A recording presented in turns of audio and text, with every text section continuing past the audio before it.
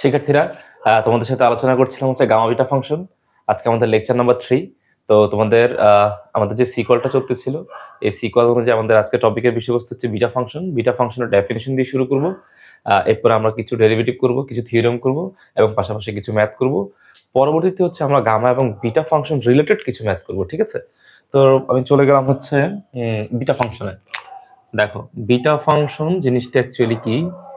Beta function হচ্ছে এমন এক ধরনের ফাংশন, আমি আবার বলতেছি, বিটা ফাংশন হচ্ছে এমন একটা ফাংশন যেটা একটা ডেফিনিট ইন্টিগ্রাল। প্রথম কথা হচ্ছে ডেফিনিট ইন্টিগ্রাল। ডেফিনিট ইন্টিগ্রাল মানে কি? যার অ্যাকচুয়ালি আপার লিমিট এবং লোয়ার লিমিটে এক্সিস্ট করে। হ্যাঁ, এটা কিন্তু ইমপ্রপার ইন্টিগ্রাল না। গামা ফাংশনটা ছিল ইমপ্রপার ইন্টিগ্রাল, কিন্তু বিটা ফাংশনটা কোনোভাবেই ইমপ্রপার না, এটা কিন্তু ডেফিনিট ইন্টিগ্রাল। তো আমি লিখতেছি, দেখো ডেফিনেশনটা লিখতেছি, খেয়াল করে দেখো যে an integral 0 to 1 x to the power m minus 1 1 minus x to the power n minus 1 into dx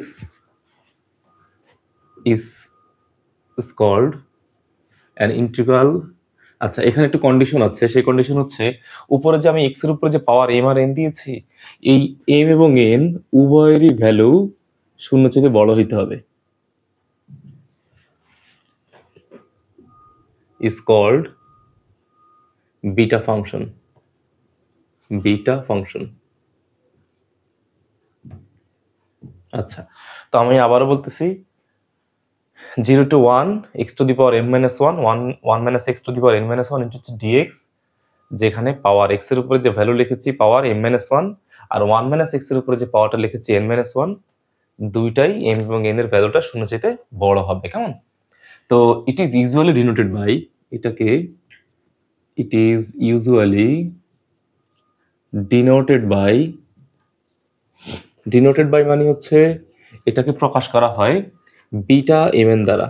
এই যে আমরা যে লিখি আলফা বিটা গামা, ঠিক সেম টু সেম এরকম বিটা এম এন, হ্যাঁ, এইভাবে প্রকাশ করা হয়। যেহেতু বিটা ফাংশন তাই বিটা আর এম এন। এখন এম এনটা কেন লিখলাম? দেখো, এম এনটা লিখতে হয় এইভাবে, এই যে এইখানে এম আছে তাই এম, আর এখানে এন আছে তাই হচ্ছে, হ্যাঁ, যেটা আগে থাকবে। যদি এনটা আগে থাকতো তাহলে লিখতাম এন, আর এমটা পরে থাকলে লিখতাম এম। মানে যদি এখানে n মাইনাস ওয়ান আর এখানে m মাইনাস ওয়ান হইতো, তাহলে এখানে লিখতাম beta n m. M n না লিখে লিখতাম বিটা এন এম। ক্লিয়ার? তো আমি কিন্তু বলেছিলাম এটা কি ধরনের ইন্টিগ্রাল, এটা কিন্তু একটা ডেফিনিট ইন্টিগ্রাল। হ্যাঁ, ডেফিনিট ইন্টিগ্রাল কেন? আর লোয়ার লিমিট এবং আপার লিমিটে এক্সিস্ট করে, কোনোটাই কিন্তু ইনফিনিটিভ না। এটা হচ্ছে একটা ডেফিনিট ইন্টিগ্রাল। তো এই ইন্টিগ্রালটাকে আবার বলা হয়, এটা হচ্ছে Eulerian first kind of integral, এটাও বলা হয়। তো it is also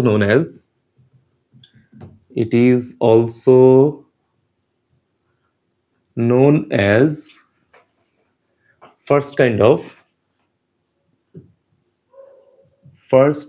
of Eulerian function.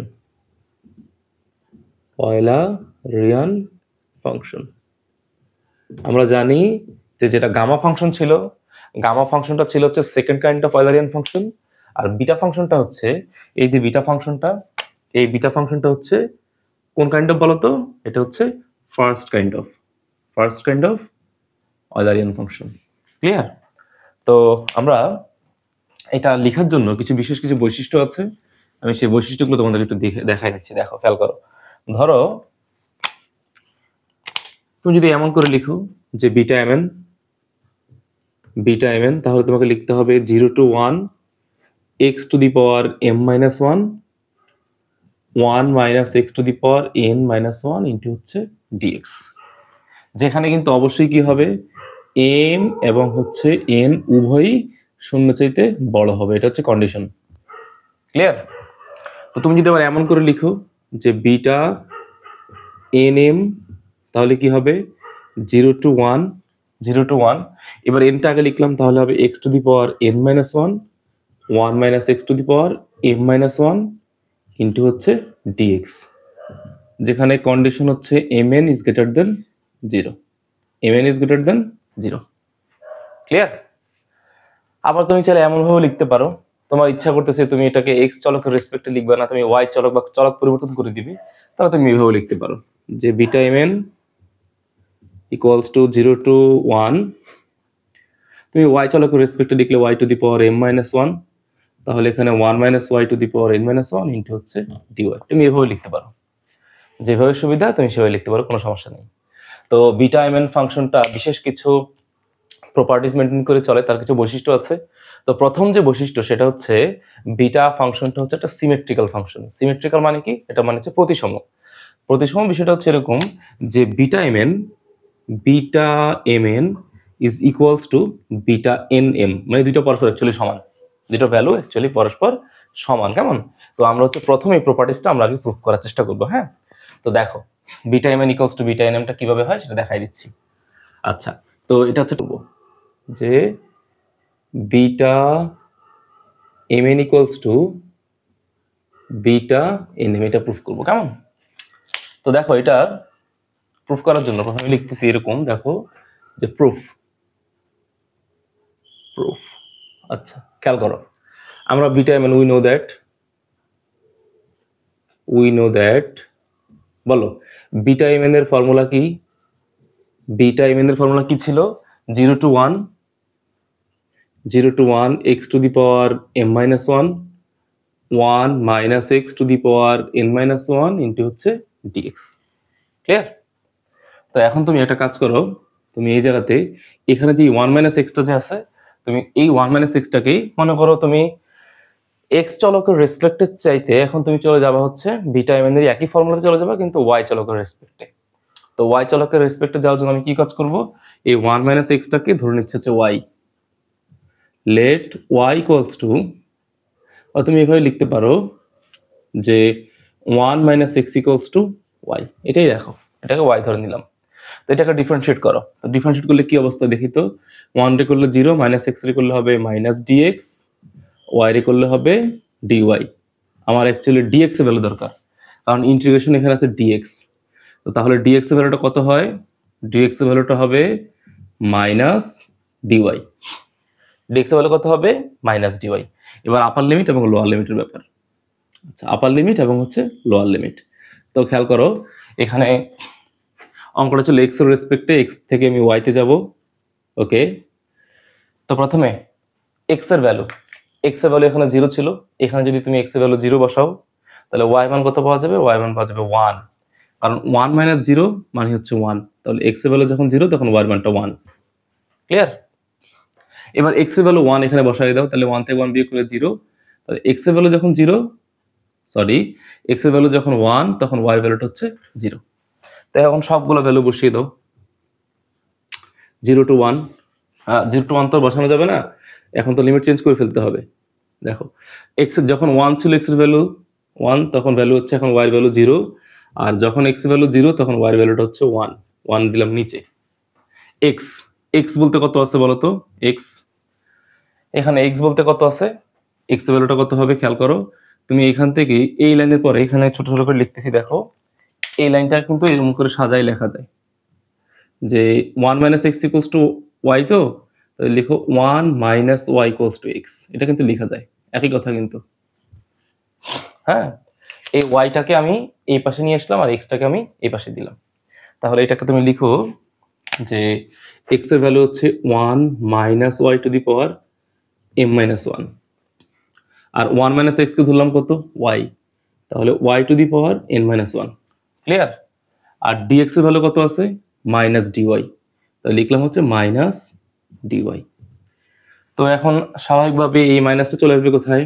এই মাইনাসটা চলে আসবে সামনে, তাহলে minus 1 to 0 y to the power N minus 1, এটাকে তুমি আগে লেখো 1 minus Y to the power M minus 1, আর এখানে লেখো ডিওয়াই।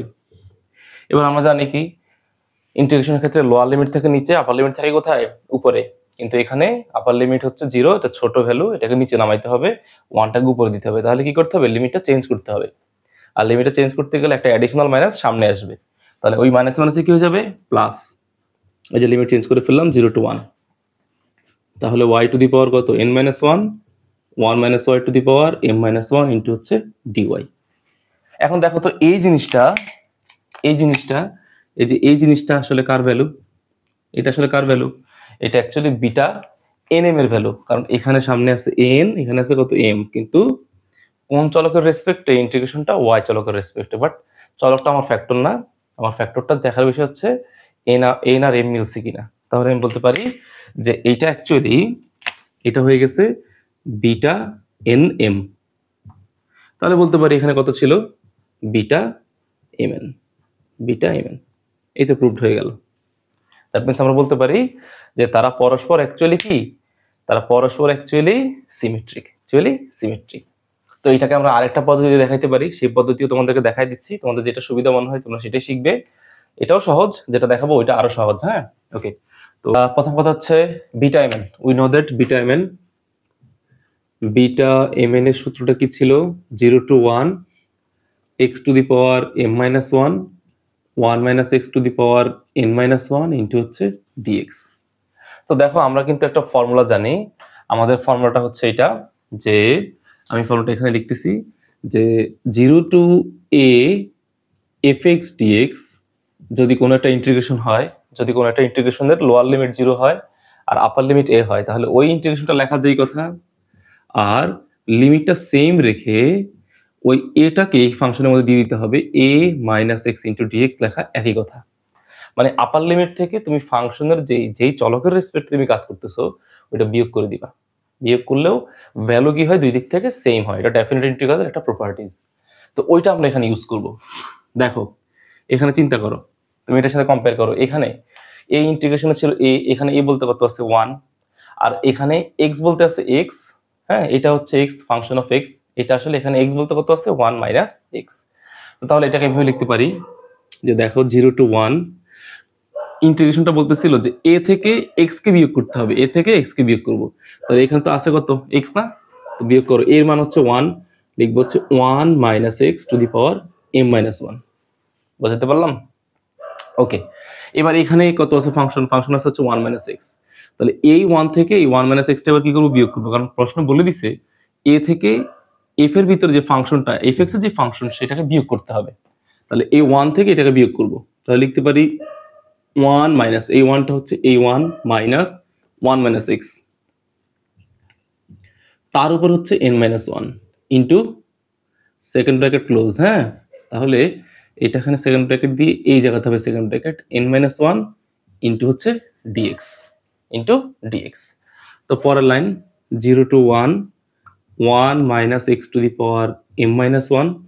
তাহলে এবার লিখতে পারি 1 minus 1 plus x to the power n minus 1 into হচ্ছে dx।